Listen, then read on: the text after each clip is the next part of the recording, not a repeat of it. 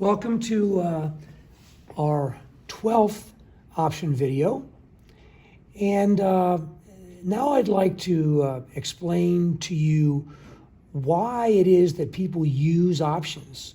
To this point, we've talked about how options are priced and why they seem to have the prices that they have and how their prices behave and the factors that impact the expected equilibrium prices of options. But now let's try to look at why people use options. And I like to talk about four categories of options. The first four categories of reasons why people use options. The first reason that people use options is to exploit the leverage aspects that options possess. Okay, options are instruments of leverage. And I'm going to talk about that in some detail here in a moment. A second reason why people use options is to use options to protect the value of portfolios that they hold. I'll talk about that a little later. A third reason why people trade options is to generate streams of income. And we'll talk about that in detail in a bit. And a very large category, the fourth reason people trade options, is because options allow people who use them to create profit scenarios that could not exist without the existence of options themselves. And so those are the four reasons why people actually use options. Again, the first one was to exploit the options leverage aspects. Secondly, to use options to protect portfolio values. Thirdly, to generate streams of income. And fourth and finally, to create profit scenarios that can only be created with options. So let's now start and look at the first reason why people trade options, and that is to make use of their leverage benefits. And in order to start this, I'm going to use this paragraph from a book I wrote on options, and let's go. Let's assume that you believe that there is a high probability that the market price of FGH will rise to $53 from its current value of $50 within 2 weeks. The current stock price is SB, and the expected future stock price is expected, and then in parentheses, S sub E. We'll assume that 2 weeks from today is an option expiration date. We'll also assume that we have $10,000 that we wish to use to gain long exposure to this FGH stock. Well, one thing we can do is, since it's priced at 50, is we would use our entire $10,000 if we bought 200 shares of FGH. And if we chose to just buy 200 shares of FGH for $10,000 and the stock price rose from 50 to 53 as we expect, well, then we'll earn $600. Each of our 200 shares will increase by $3, and so we'll earn a profit of $600, and our percentage return will be 6%. We calculate our percentage return as the ending value minus the beginning value in parentheses, and then divide it by the beginning value. In this case, it's 10,600 minus 10,000 over 10,000, or 600 divided by 10,000, or 6%. So we'd earn 6%, which would be a very good return for 2 weeks. I think we'd all agree. And now we're going to turn to a table that shows some call options that we're going to assume we could have purchased with the $10,000 instead of buying the stock. And we want to see what happens given our choice of various options. So here's the table that shows the options that we will assume were available for us. Now, please note that in the real world, option prices per contract will always have no penny value. For purposes of this chart, I just chose to use the Black-Scholes option pricing model as it was specified to allow for precision in the arithmetic. Don't overthink that. We'll talk more about that later. But here we have 6 different call values, six different call options described by each call's strike price, 49, 50, 51, all the way to 54. And so all these calls are expiring at the same point in time, 2 weeks from today. And here I have a column showing the estimated market price of each of these options. I used the Black-Scholes call option pricing model to estimate these. And then what I did was I divided this number into 10,000 to determine the number of contracts that we could buy. Now, please realize that in the real world, of course, we can only buy integer values of contracts. You can't buy half a contract. So when you see 70.05 contracts, just round that to 70 and don't overthink it for now.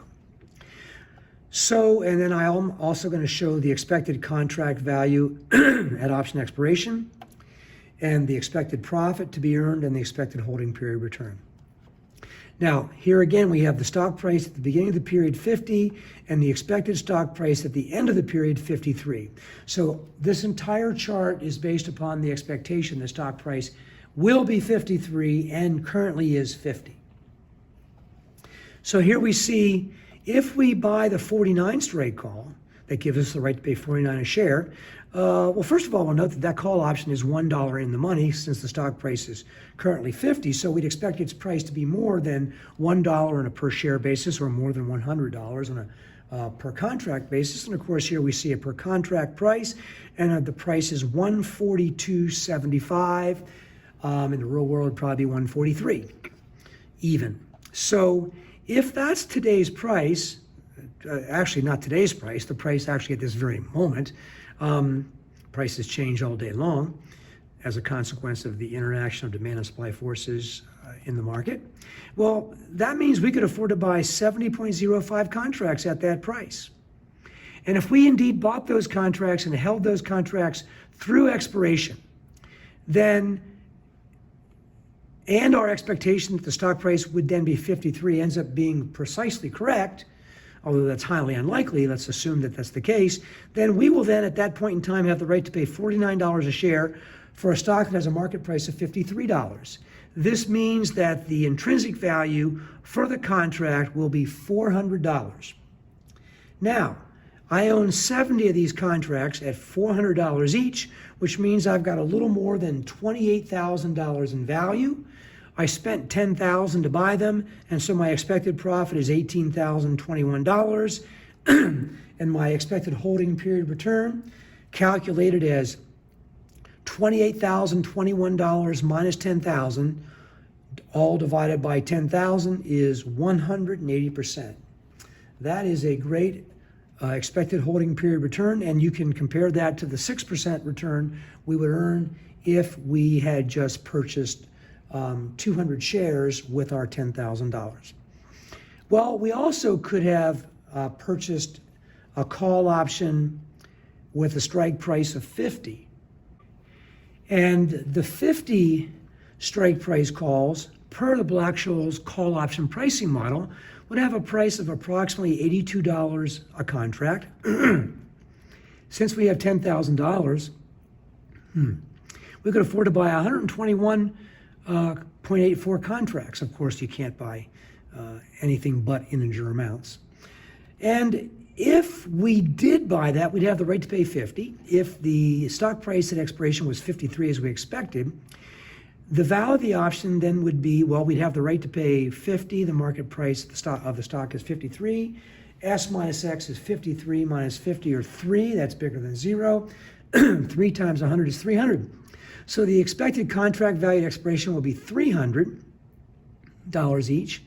And we'll note that I now have not twice as many contracts, but almost twice as many. And I'm going to end up better in this scenario than I was in the prior scenario. Even though the contracts are expected to be worth less, I was able to buy a lot more of them. So the percentage decrease in sales price here is 33 1/3%, but the percentage increase in the number of contracts I can buy is maybe approximately 75, 83%, something like that. And so I'm going to come out ahead in this, and we can see here that I'll have 121 contracts at $300 each.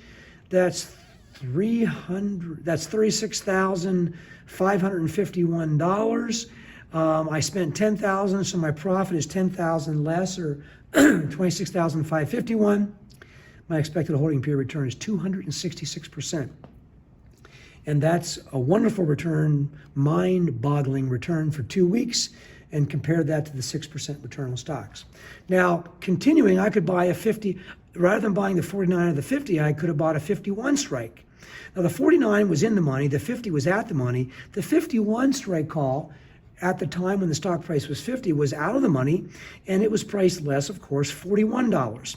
Notice the price is almost exactly half of what it had been, and so therefore the number of contracts I can afford to buy will be almost double.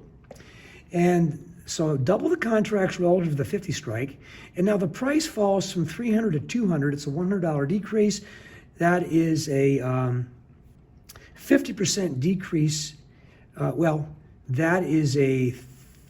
So the $300 relative to the $200 price on the 51 represents a 33.33% decrease in price relative to the 300, or a 50% decrease in price relative to the 200. And a better way would be to make it relate to the 300. I believe earlier I said this was a 33.33% decrease. I'd probably be better to have referred to the 400 to 300 as a 25% decrease. So here we have a 33.33% decrease in price from 300 to 200. But while that's not working in our favor, the fact is we have twice as many contracts. So we're still going to come out ahead once again. And so we have 242 contracts with an expected price of $200 each, 53 minus 51 times 100. And so we have $48,447 in value minus the $10,000 we invested. So we have an expected profit of $38,447, or an expected holding period return of 384%. Continuing, we could have chosen to purchase the 52 strike options. They're even cheaper. And because they're cheap and we had 10 grand, we could buy 557 of these contracts. If we're right and the stock price at option expiration is 53, the right to pay 52 is worth $100 in intrinsic value at option expiration. So we have 557 contracts worth $100 each. We've got $55,767 in value, minus the $10,000 we invested. We have an expected profit of $45,000, and that expected holding period return is 458%. Once again, compare that to the 6% return on stock. This is leverage. This is what we mean by leverage. The percentage change in the price of the option will always exceed the percentage change in the price of the stock. Now, interestingly, what if we chose the 53 strike calls to buy? Not a wise move if we only expect the stock price to go to 53, because at the money options expire worthless. So they were cheaper. We bought almost 1,500 of them because we had 10 grand. They were $6 or $7 each.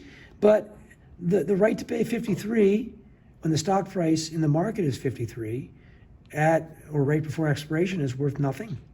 So we will have a value of 0, and therefore our expected profit will be minus 10,000. Our expected holding period return minus 100%. We could have also bought the 54 strike calls. Again, that would be a really bad idea, especially since we expected the stock price only to go to 53, given that we were going to hold the options until option expiration by assumption. They were really cheap, $2 each. We could buy 4,700 of them. And but if the stock price is 53, the right to pay 54 when the market price is 53, when the option has little or no life left, it's worth nothing. So we have 0 in value, so our profit will be minus 10,000. We'll lose everything we invested. That was the $10,000. Our expected holding period return is minus 100%. Okay, so this chart right here is showing us leverage. This is what we mean by leverage. You can do really well, or you can do really bad. Contrast 180%, 266, 384, and 458% with the 6% gain on stock. And then contrast the minus 100% there and there with the 6% positive return on stock.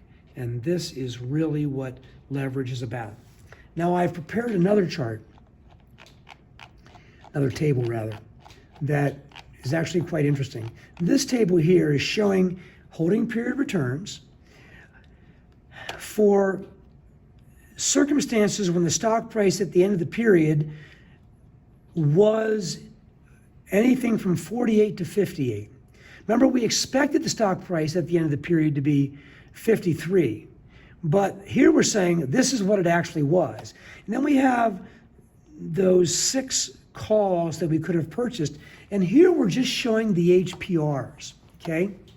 Notice that if we would have bought the 49 strike call, that if the stock price were 48 or 49, we would have lost everything. If we would have bought the 50, we would have lost 30% or approximately 3,000 of our money. If the stock price ended up being 51, we would have made an HPR of 40%, even though we expected it to be 53. If it was only 51, we would have done 40. If it was 52, we would have earned 110%. Now, this column you recognize from before. If the stock price actually was 53 as we expected, then our HPRs would have been as indicated here. You'll recognize these numbers. But if the stock price went higher, it was actually 54, and we held the option to the moment before expiration, our returns would have been even better. Now notice, if the stock price goes to 54, our 53, which had cost us money, suddenly ends up earning us 1,398% HPR. That's almost 1,400%. And that means we did really well. An interesting circumstance is that suppose someone really didn't know what they were doing. They thought the stock price was going to go to 53, and for some foolish reason they bought a 54 strike call. But if the stock price actually ended up going to 58, that person who made a bad logic decision would end up having a holding period return of 18,764%. That is quite amazing, and that means you basically, for every dollar you invested, you now have $187.64 more. For every dollar you invested, you now have $187.64 more. Quite interesting. And this table here, I encourage you to spend some time staring at it, and it's very helpful and very instructive to understand the true meaning of leverage. And this is why many people use options. They're dreaming about these big gains. I encourage you to spend some time staring at this portion of this table where you see many, many minus 100s. That indicates a holding period return of minus 100%, and that means you've lost everything you invested. You could not have done any worse. And so this is leverage. You take a 6% return expectation and turn it into this if your expectation was right. But if your expectation was wrong, you could have had any of these outcomes, and that's the world, and you can see the great variability in outcomes. HPRs, holding period returns, running from minus 100% all the way up to 18,764%. Quite amazing. And that will be the end of our video on options. That is number 12. Thank you.